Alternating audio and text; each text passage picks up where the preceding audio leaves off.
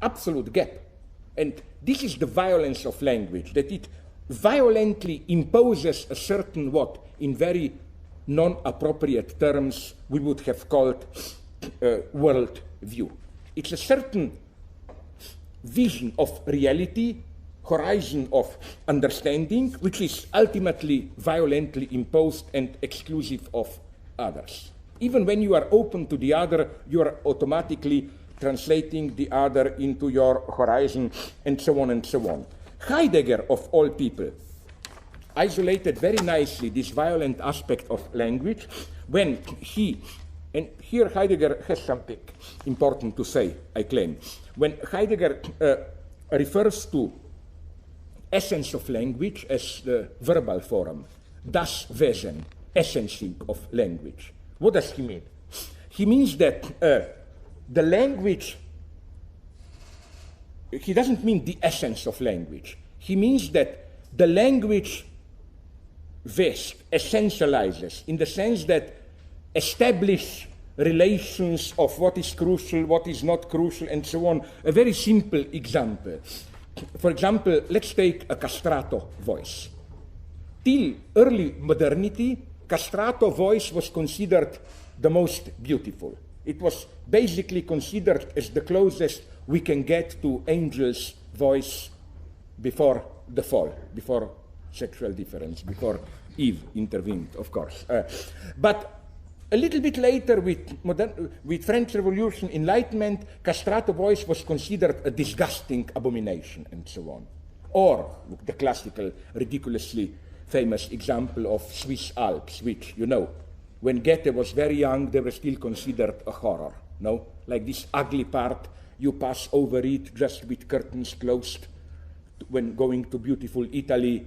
As you probably know, 20 years later, they were considered this violent, sublime, and so on and so on. Why does this happen? Something changes in language. Language, as it were, establishes priority. This would have been the essencing of language, which is violent. Violent in the sense that it's not in continuity with reality. It twists, it throws out of balance reality. This is the violence of language of which Heidegger talks. But now I would like to, and this is, again, language as violently, as Heidegger puts it, the house of being. That is to say, founding a certain horizon of meaning. The world is disclosed, open up to us through language as a certain horizon of meaning. And Heidegger is fully aware this is always an extremely violent act. And of course, this is why in all political, physical violence, there is always language. When an anti-Semite beats a Jew, when a skinhead beats a foreigner, and so on, it's never just physical. You should ask, why does he find the foreigner or the Jew disgusting?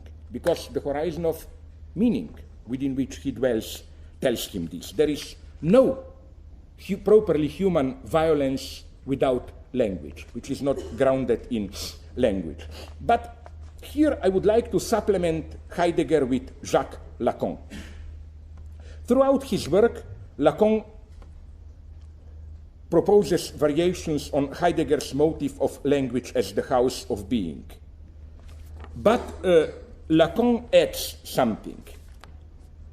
For Lacan, language is a torture house of being. Quote from Lacan, in the light of the Freudian experience, man is a subject caught in and tortured by language. And that's for Lacan the basic lesson of psychoanalysis.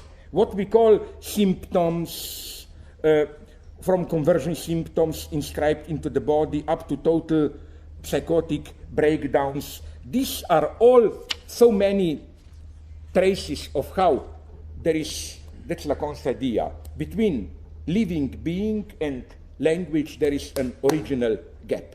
This is why also, as we know, in so-called primitive societies, the entry into language or into symbolic community is always marked by some act of violence, initiatic, sacrifice, or whatever.